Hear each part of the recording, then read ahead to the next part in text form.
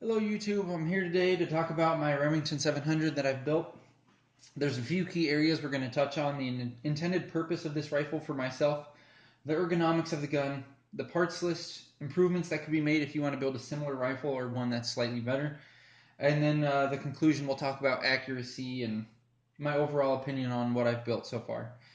So with intended design or purpose, or whatever you want to call it, I chose a Remington 700 short action for this gun due to the fact that there's so many components available for a Remington style receiver, whether it be short action or long action. There's a lot of stocks, scope bases, triggers. You can get replacement bolts from PTG. Basically anything you could want to do to this gun, you can do with a Remington action. So that's why I went with it. It's a fully blueprinted action. The lugs they were all machined. The face was machined. Everything's machined. It's very tight. Um, the reason why I built this gun for my needs, for me, it's going to be a long range paper puncher and an occasional hunting gun. I don't really do too much like big game hunting or deer hunting, but it's fun to shoot long range, so this is why I built it. Um, Plus, it's too heavy for a long range gun or for a backpacking gun. It's 15.5 pounds, as you see it here, fully set up, which is quite substantial. If you kill a large animal and have to pack out a lot of meat, that's going to be quite a sore back the next day. Um, so we'll jump into the ergonomics of the gun. How does the gun fit people? Overall, the gun seems to fit people pretty well.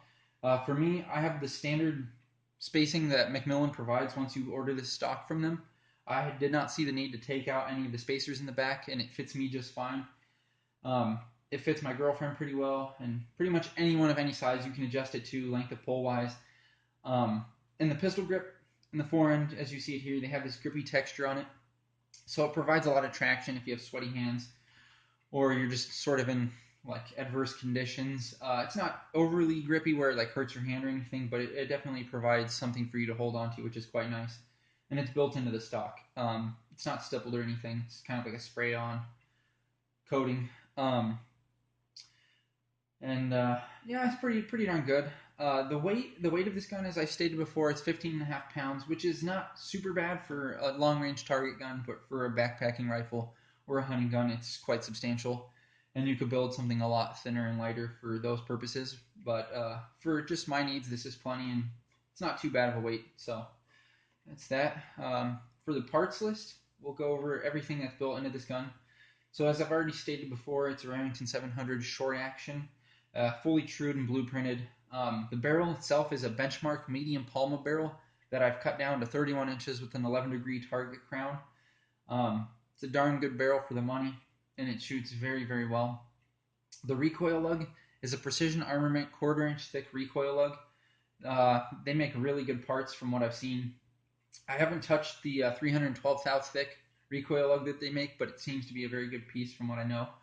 The scope base that's on this rifle, that's also a Precision Armament 20 MOA scope base. It uses the standard 640 screws, and it's in the same standard location that they come from the factory, the four of them on the top of the receiver.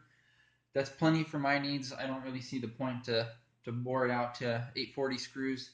This will be plenty strong. It has a built-in recoil lug as well, so that'll help with any vibration issues that should arise.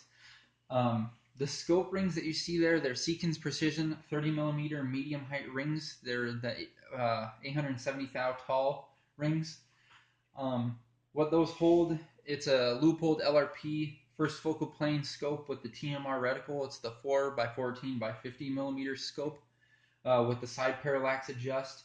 It has the cattail on the magnification ring, and I don't have the windage cap on because I have the knurled ring that covers the threads if you want to run it that way. It's a darn good scope.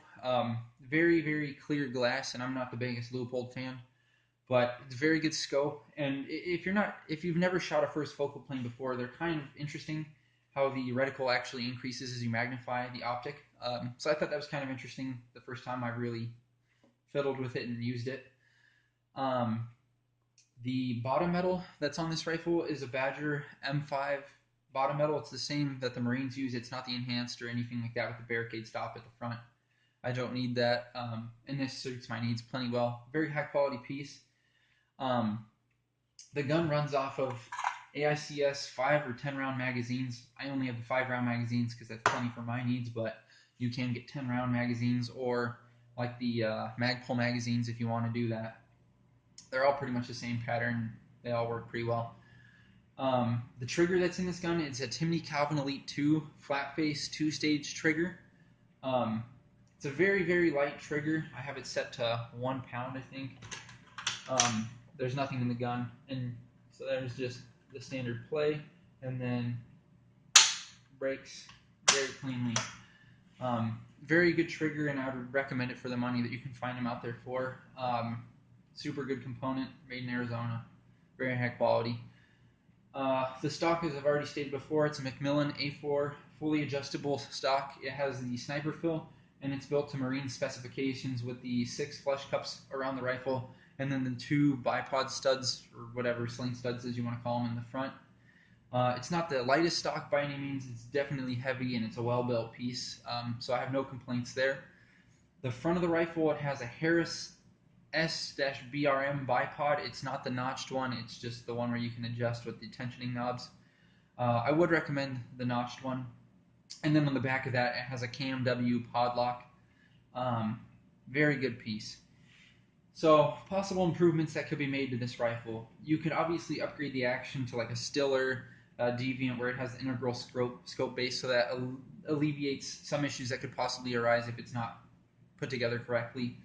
The barrel, that's a good barrel. You could swap it out for a Bartlein, Krieger, Hawk, Vlasia, whoever you want to put on there. They're all good barrels. You can also run an Atlas bipod if you wanted to.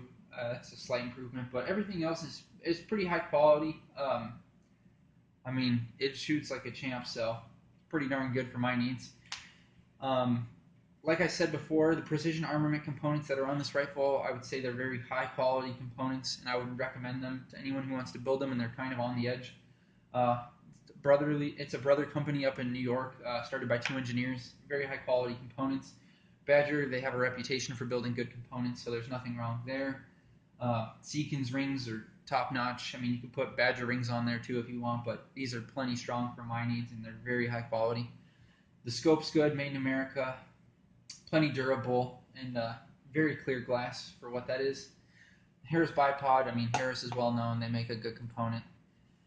So that's basically the overall of the components and what you could do to improve them, I guess. My conclusion on accuracy, I haven't fully sighted this rifle in yet, but from what I have seen at the range, with the few rounds that I've put through it that are very limited, it puts them in there just one hole, one tiny jagged hole, and it's far more accurate than I'll ever be. So that's pretty darn good. Once I get some further testing and sighting in, I should have ammo coming in this week. I should take some photos and some video possibly of shooting this rifle, and just to show how mild this is. It's not a big heavy hitter like some people say the 308 is. As you can see here on the counter, I have a 50 BMG brass, a 338 Remington Ultra Mag. This is a 30-06, a 280 Remington, the 308, and then a 223. I mean, it's a pretty small cartridge compared to any of these Magnums over here, so it's not a heavy hitter in the shoulder, and you could shoot this thing all day with no problems. And overall, I'd say I'm very happy with what I've built. This gun is exactly what I wanted to build, sort of. I mean, I did want a full MTU contour barrel, but after really thinking about it and seeing how heavy they are, it's not advantageous for my needs. Plus, with the 31-inch barrel, I'll get plenty of velocity out of it, and I can load the cartridge pretty hot if I wanted to. I do think eventually I will put the Badger EFR on the front, or some sort of night vision mount, just because I sort of wanted to build like an M40A3 style rifle. And this is true to that in some aspects, with the stock, the bottom metal, the action, and then the bipod's not the exact model, but it's pretty close.